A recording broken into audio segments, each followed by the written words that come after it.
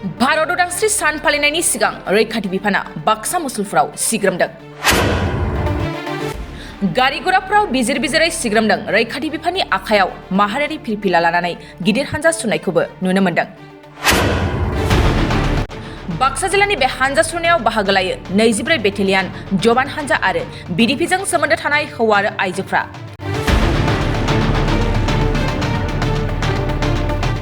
भारत उदांस्रि सानाव जिल्लानि सिङाव जेबो रोखोमनि दाङाबाजि सोमजिनो हाया बेखौ नोजोर बोना रैखाथि बिफाननि गोख्रों सिग्रोमनाया सोलिगासिनो दं। 24 घन्टा सान हर रैखाथि बिफाननि सिग्रोमनाया सोलिबाय दं होनना फोरमायदों बाक्सा जिल्ला रैखाथि बिफाना।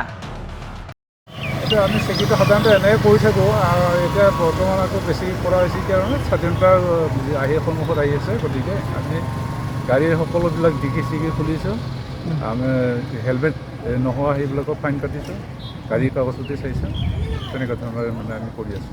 24 আৱাৰ্ছ চলি আছে আপোনালোকৰ? 24 ঘণ্টাই আমাৰ চলি আছে দিনে নিশাই। কেনেধৰণৰ তালাচীবিলাক কেনেধৰণে কৰিছে? তালাচী আমি ডিকিবিলাক খুলি চাইছোঁ, কাগজ পাতি চাইছোঁ, হেলমেট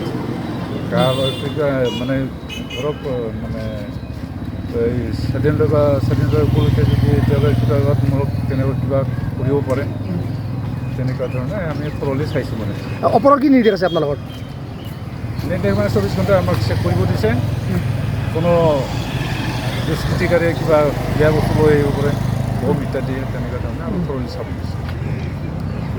गोजोनथाव खौरां बाजाज बाइक सालायनो मोजां मोनग्राफोरनि थाखाय गोजोनथाव खौरां। दावहारु अट' एजेन्सिया बाजाज बाइक सालायनो मोजां मोनग्रा रायजो राजाफोरनो होगासिनो दं इन्डिपेन्डेन्ट डेनि थाखाय ल' डाउन पेमेन्ट आरो इजि एक्सचेन्ज अफार।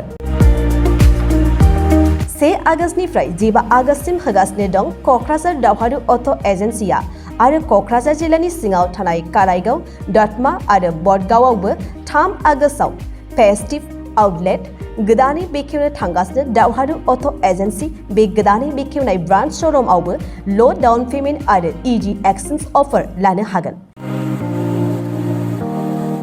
बाइक सालायनायाव हमनो थाखाय हेलमेट बेसेन लायालासे बाइगिरिया मोननो हागोन आरो सीट कभार्स। बेनि अनगायैबो जाय फाइनेन्स लागोन बिथाङा खम डाउन पेमेन्ट होनानै लानो हागोन।